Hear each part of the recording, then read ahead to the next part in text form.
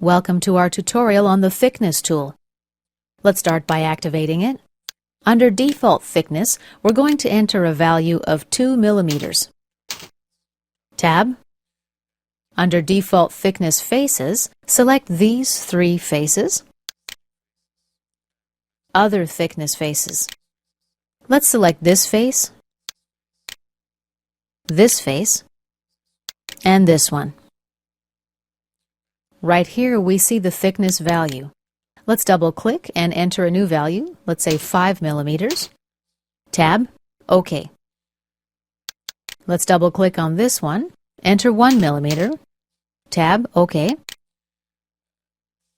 Let's change this one also. Enter 7 millimeters. Tab, OK. And OK. And this concludes our tutorial on the thickness tool.